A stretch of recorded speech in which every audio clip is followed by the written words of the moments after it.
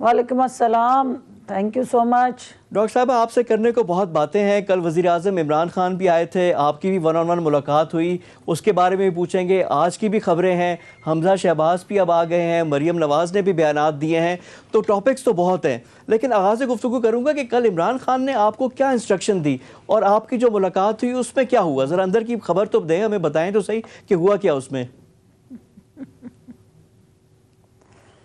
देखिए, वज़ीर आज़म इमरान खान 12 करोड़ का सूबा पंजाब जो है उसको फ्रंट फुट पे इकनॉमिकली, सोशली, पॉलिटिकली और लीगली एम्पावर होता देखना चाहते हैं। और यही उनका अज़्म है कि 12 करोड़ अवाम जो सूबा पंजाब के अंदर रहते हैं उनके बुनियादी हकूक़ का तहफ़्फ़ुज़ किया जाए और उनकी फ़लाह बहबूद के जितने भी मंसूबे पंजाब हुकूमत ने शुरू किए हैं उनको बर वक्त तरीके से पाया तकमील तक पहुंचाया जाए और उसका फ़ायदा जो है आवाम तक जल्द अज जल्द ट्रांसफ़र किया जाए। और उसके विजन की रोशनी में मुख्तलिफ़ प्रोजेक्ट्स थे जिनका उन्होंने इफ्तिताह भी किया, फिर ब्रीफिंग्स भी ली और ओवरऑल एक general performance of the government of Punjab जो है उस पर डिस्कशन हुई। मुख्तलिफ़ वज़रा से मुलाकातें हुई जिसमें मेरी भी मुलाकात शामिल थी और वन ऑन वन मीटिंग भी हुई और ग्रुप में भी हुई।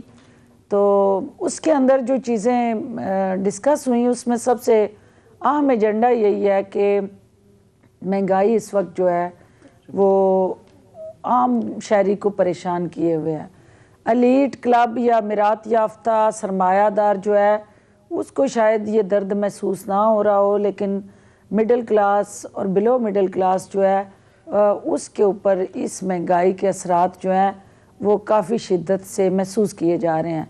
लिहाजा उस हिद्दत को, उस तकलीफ़ को कम करने के लिए पंजाब हुकूमत जो है वो अमली इक़दाम उठाए। डॉक्टर साहब भाई, बड़ी खुशी की बात है, बड़ी खुशी की बात है कि इतना इंपॉर्टेंट जो चीज़ है उसका इदराक भी है। वज़ीर आज़म ने आपसे भी मुलाकात में उसकी बात की। वाकई महंगाई बहुत इंपॉर्टेंट इशू है, लेकिन ओवरऑल पंजाब हुकूमत की परफॉर्मेंस से वज़ीर आज़म ने कितने मार्क्स दिए आप लोगों को आउट ऑफ 10? कितने, यानी खुश हैं वो पंजाब हुकूमत की कारकर्दगी से? देखें जी, मुझे तो हैरान कुन हद तक शाबाश मिली और वज़ीर आला उस्मान बुज़दार साहब की मौजूदगी में मिली।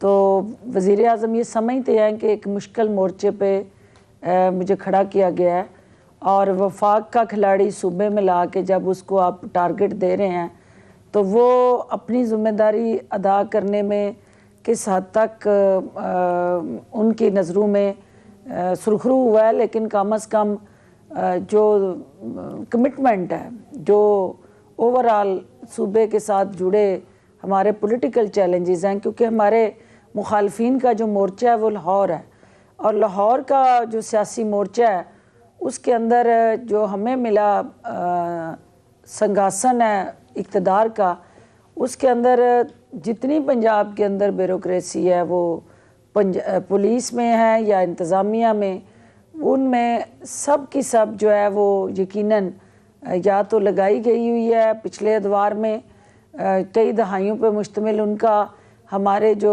पॉलिटिकल ओपोनेंट्स हैं उनके साथ उनका साथ रहा है और कहीं ना उनकी हमदर्दियाँ भी हैं और छुपी हुई कहीं ख्वाहिशात भी हैं। तो ये सारे चैलेंजेस हैं जिनसे हम नबर्द आज़मा हैं। हम ये समझते हैं कि जो नौकरशाही है या अफसरशाही है उसको अवामी खिदमत के रंग में डाला जाए। इससे पहले चूँकि यहाँ पे वन मैन शो था, एक ही फ़र्द वाहिद जो है वो एक उंगली के इशारे पे लोगों को अपॉइंट करता था और फिर निकालता था और फिर मेरिट के ख़िलाफ़ जो तैनातियाँ होती थी और जिस तरह से ख्वाहिशात में मबनी वो इदारे चलाए जा रहे थे। तो फर्स्ट टाइम ये है कि तमाम जो हमारी डिवीजन्स हैं पंजाब के अंदर, उनके अंदर जितने मिनिस्टर्स हैं और जो उनके साथ सेक्रेटरीज़ हैं उनका एक कम्बिनेशन बनाया गया है और मिनिस्टर्स को बाख्तियार किया गया है। सिर्फ़ और सिर्फ वज़ीर आला को ही ताकत का सरचश्मा नहीं बनाया गया, उसके अंदर वज़ीर आला का जो एक आइनी और कानूनी रोल और इख्तियार है पूरी कैबिनेट को एम्पावर किया गया है। लेकिन उसके साथ लेकिन डॉक्टर साहब आप 2.5 साल हो गए हैं अब, यानी आधा टेन्योर हर गुजर चुका वजीर है। जो है अपनी अपनी कारकर्दगी का जिम्मेदार है, उससे परफॉर्म करना है, डिलीवर करना है, और वो जवाबदेह है क़यादत को भी और अवाम को भी। अच्छा, आपने चैलेंजेस की बात की क्योंकि पंजाब PMLN जो आपका राइवल है उसका स्ट्रॉन्ग होल्ड था और वहाँ से आप लोगों ने लिया है इक़्तिदार उनसे। अब हमज़ा शहबाज जो कि अपोजिशन लीडर भी है पंजाब असम्बली में, अब वो भी बाहर आ गए हैं, तकरीबन 1.5 साल भी वो जेल में थे। अब ये इसको आप लोग कैसे देख रहे हैं? PTI के लिए क्या एक और चैलेंज होगा? आप हमज़ा की जो अब बाहर आएंगे और सियासत में है, उनकी दोबारा से री एंट्री होगी, इसको आप कैसे देख रही हैं? देखिए, सबसे पहली बात तो ये है कि ये एक ऐसी बेल है जो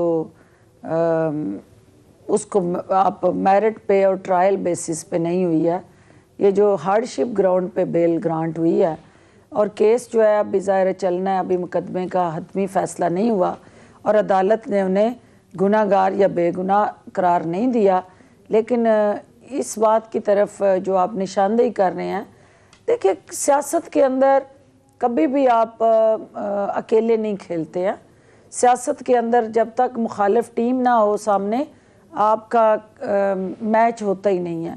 तो मुखालिफ टीम जितनी सख्त और मुतहरक होगी, उतनी ही हमारी कारकर्दगी बेहतर बनाने के मौके और प्रेशर होगा। और अवाम इस चीज़ को बारीक बीनी से देख रहे हैं कि मुश्किल हालात में तमाम तर जो हमारे सामने टफ़ चैलेंजेस हैं, मौजूदा हुकूमत जो है वज़ीर आला उस्मान बुज़दार की क़यादत में, हम उन उजड़े हुए जो हमारे वीरान गुलस्तान थे, जो हर मिनिस्ट्री को उजाड़ा गया, वहाँ कांटे बोए गए और जिस तरह से बारूदी सुरंगें लगाई गई और जिस तरह से सारे इख्तियार हर वजारत के साबिक़ वज़ीर आला साहब के अपने पास होते थे और मिनिस्टर सिर्फ शो पीस थे, जिनको अपनी वजारत के हवाले से ना कोई पॉलिसी बनाने का इख्तियार था और ना उसके हवाले से कोई इम्प्लीमेंटेशन स्ट्रेटजी उनके पास थी।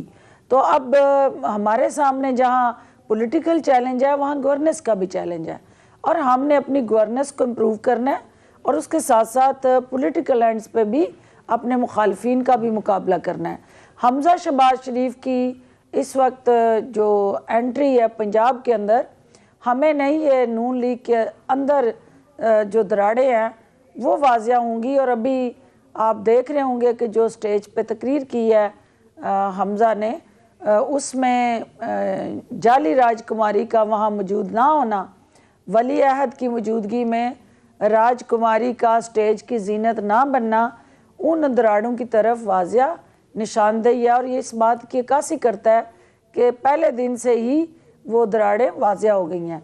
अब एक म्यान में दो तलवारें कैसे रहेंगी, और एक म्यान में दो तलवारें आपस में टकराएंगी या हमसे टकराएंगी, ये इसका फ़ैसला जो है वक्त करेगा, हालात करेंगे।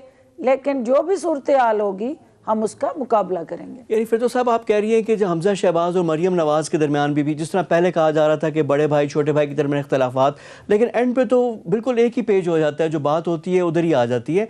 मरियम नवाज़ ने भी आज उनकी रहाई के लिए खुद गई हैं, ये भी जेस्चर उन्होंने शो किया, जेल तक गई, लेकर आई और वहाँ पर उन्होंने कहा कि हो सकता है कि लॉन्ग मार्च की ज़रूरत ही पेश ना आए। ये किस तनाजुर में उन्होंने बयान दिया? ये खुशफहमियों की वो सेज है जो वो सजाती रहती हैं और रोज़ अपने आप को इक़्तिदार के सिंहासन में महसूस करती हैं।